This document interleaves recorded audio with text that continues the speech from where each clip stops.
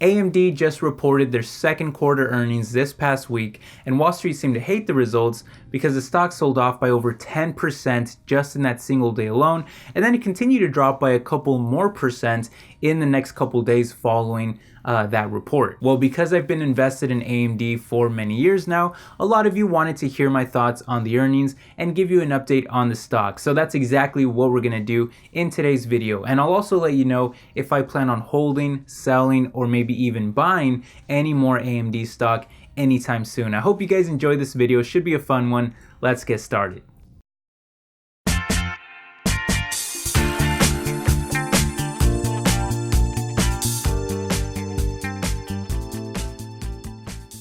What's up everyone, my name is Ale. Welcome back to my world of stocks. So as you guys already know, AMD mostly designs these CPU and GPU chips that are mostly used in computers and gaming consoles, but they're also heavily used in the data center market for these like massive servers. And so there's still a pretty big play on some very high growth kind of trendy markets like artificial intelligence and machine learning and the Internet of Things and all kinds of different markets like that. Now I should clarify a couple things before we go any further.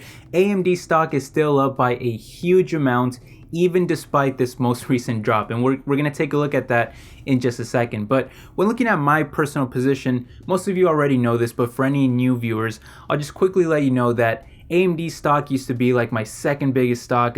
When I started the channel, all of this is documented on the channel. Used to be like my second biggest stock. I bought very heavily into AMD when it was trading at around $10 a share, a little bit below and a little bit above, but mostly in that kind of $10 range.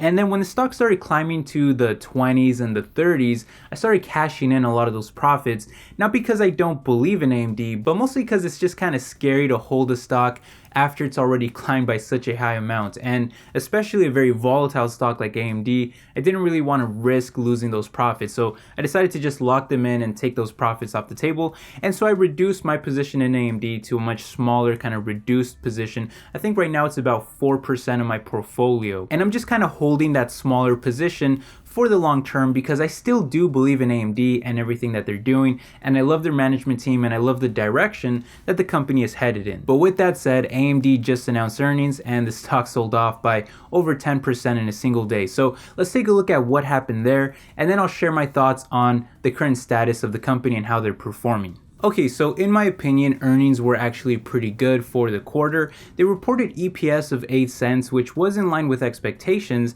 and they actually beat revenue with $1.53 billion reported versus $1.52 billion expected.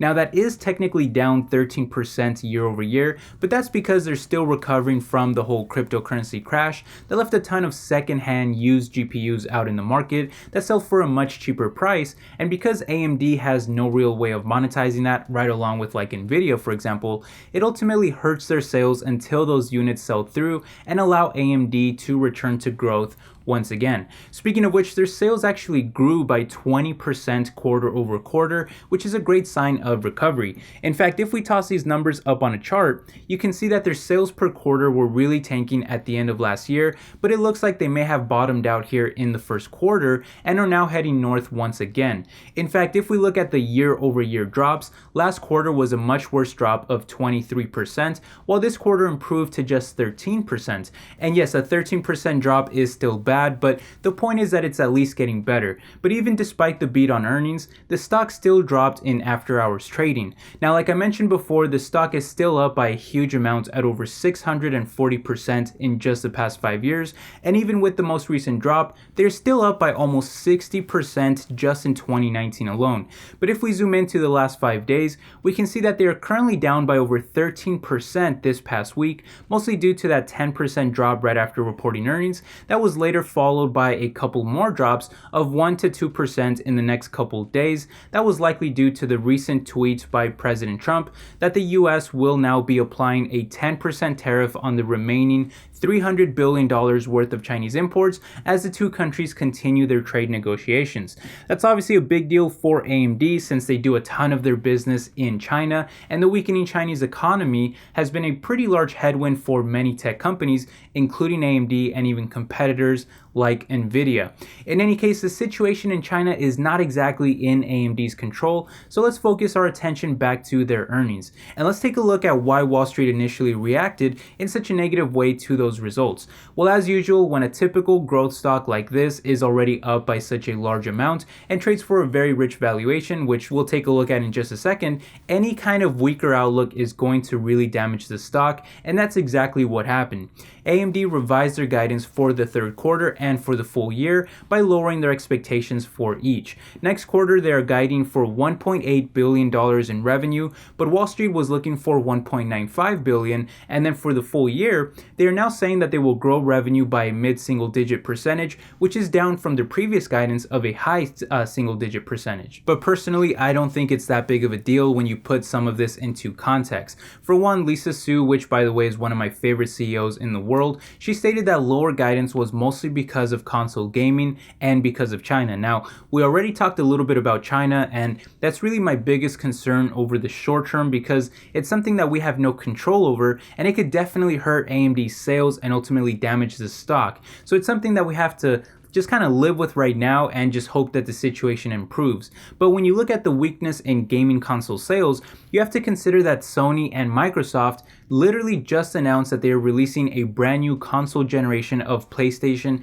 and Xbox next year, that being the PlayStation 5 and whatever the next Xbox will be called. So of course you're going to see much weaker sales until then. Why would anyone buy a new gaming console right now when you know that a brand new one is coming out next year? If you look at Microsoft's earnings, their gaming revenue dropped by 10% last quarter, with hardware sales dropping by 48%. That's a huge drop at almost 50%. So it's obvious that gamers are just waiting for the next console generation.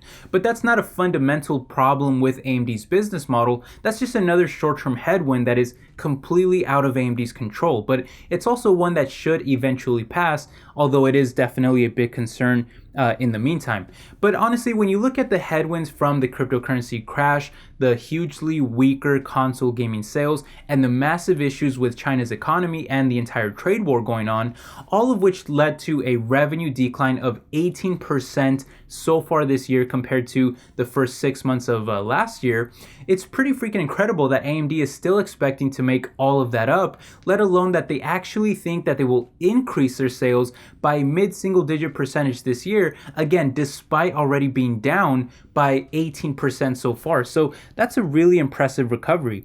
And if we throw their guidance for the third quarter back into our chart, we can see that they're definitely headed in the right direction again, as that would be yet another revenue increase quarter over quarter. But more importantly, it would also be a revenue increase year over year at almost a double-digit percentage. So they're kind of returning to that year over year growth. And this recovery is entirely due to AMD's fundamental business model that has shifted to offering more competitive products to compete with their competition. Most recently, their new 7nm chips across Navi GPUs, 3rd generation Ryzen CPUs, and their new EPYC Rome server chips are setting them up perfectly to compete with both Intel and Nvidia, not just on price, but even on performance, which is something that they've really struggled with in the past. To play devil's advocate though, Intel and Nvidia are definitely spending a ton of money on research and development. They usually spend much more than AMD, and they have big product launches that have either already started or will soon happen in the near term.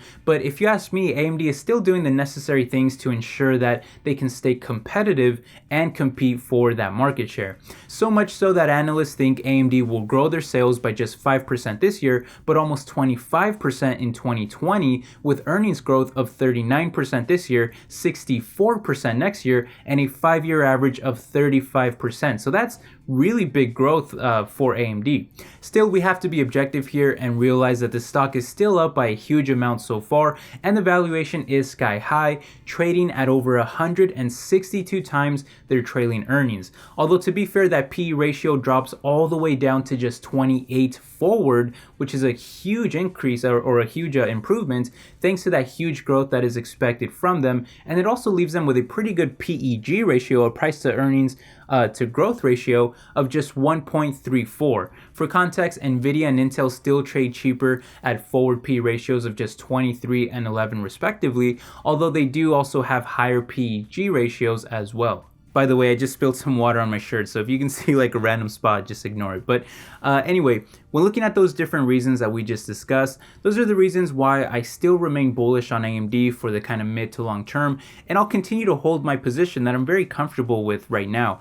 However, because the valuation has gotten a little rich, it's gotten pretty rich, and because there's also an increased risk coming from China and also coming from their competition like Nvidia and Intel in the kind of near future, and it's already kind of started, I just don't really see the reason to add to my position at these current levels. Now, if the trade war was to intensify and the overall market just takes a big hit like what we saw at the end of last year, then absolutely I'd be willing to add to my AMD position at some lower levels, because AMD would probably get hurt really bad if those situations were to get worse. Because at the end of the day, I still consider AMD a pretty good growth stock, and so I would definitely love to add to my position. I just need that valuation to get a little bit cheaper. So anyway, that's kind of how I feel about it. By the way, full disclosure, I do also have a position in Nvidia, but I do not have anything in Intel. I've never invested in Intel. But anyway, I hope you guys enjoyed the video. I'll be sure to give you guys an update if I make any changes to my stock. And if you did enjoy the video, make sure you hit the like button, please. It really helps support the channel. And I'll catch you guys in the next one. Make sure you leave your thoughts and comments down below, and let me know if you're invested in AMD or any other stocks that we mentioned today. Thank you for watching. I'll see you guys later. Take care. Bye-bye.